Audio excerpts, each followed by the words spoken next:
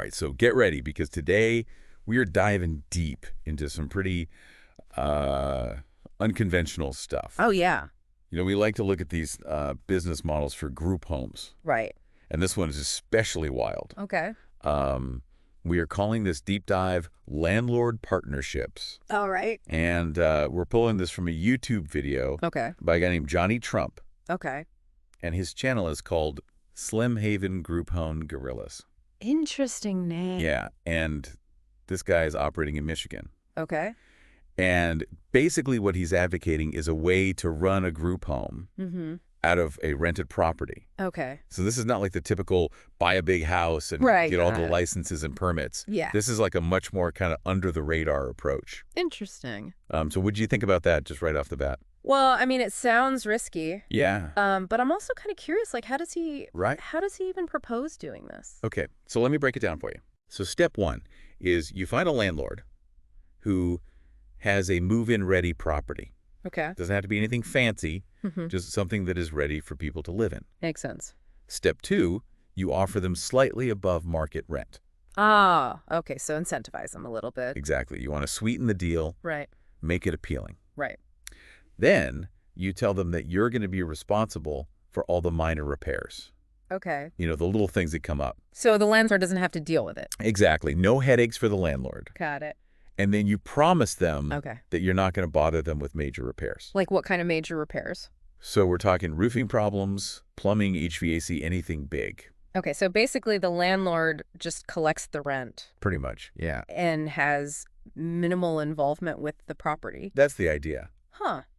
Interesting. So what do you think so far? Well, on the surface, it seems like a pretty easy way to get started, Yeah. especially if you're, strapped for cash. Buying a property is a huge investment. Absolutely. So this could definitely lower the barrier to entry. Right. But, there are some red flags popping up for me already. Like what? Well, first of all, what about the legal side of things? Like, are there any licenses or permits required to run a group home this way? That's a good question, and he doesn't really address that in the video.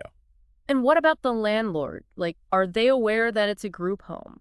Well, that's the other thing. He specifically says not to tell the landlord. Really? Yeah, he says to market it as affordable housing. Affordable housing for who? He suggests saying it's for traveling nurses or business people. So not for people experiencing homelessness? Nope, no mention of that. Wow, that seems really ethically questionable. But yeah, it feels deceptive, right? It is. What if the landlord finds out? Exactly.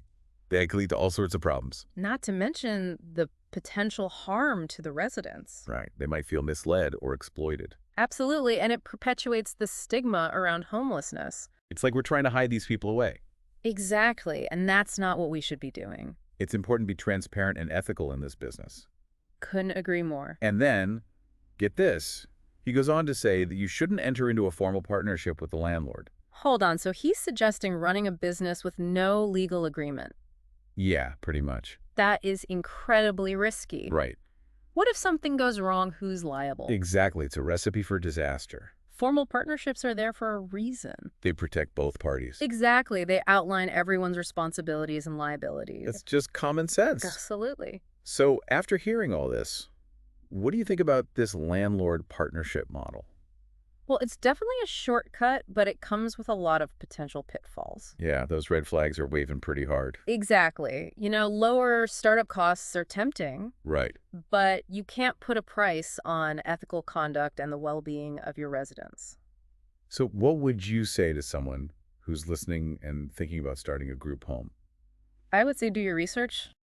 Don't jump into anything without understanding the risks. Right. There are other models out there that are more ethical and sustainable. Models that don't involve cutting corners or misleading people. Exactly. Starting a group home is challenging, Yeah. but it's a worthwhile endeavor. It is. And it's important to do it the right way. Absolutely. This deep dive has been really eye-opening. I'm glad. It makes you think about what really matters in this business. Sure. So for our listeners out there, what would you say is the most important factor to consider when it comes to starting a group home? That's a tough one. Yeah, there's a lot to think about. But if I had to choose one thing, I'd say it's transparency. Transparency. Yeah, being upfront and honest with everyone involved. With the residents, with the landlord, with everyone. Right. No secrets, no hidden agendas. That's a great point. Because at the end of the day, this is about providing care and support to people who need it. It's not about making a quick buck. Exactly. It's about making a positive impact on people's lives. And that's what really matters. Absolutely.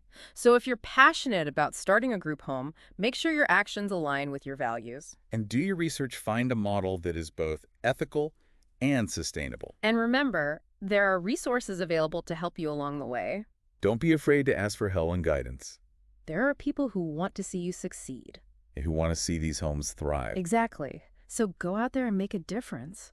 But do it the right way. Always the right way. Well said. Thanks for joining me on this deep dive. It's been a pleasure. And to our listeners out there, thanks for tuning in. Keep learning, keep exploring, and keep making a difference. We'll see you next time. Take care. Bye.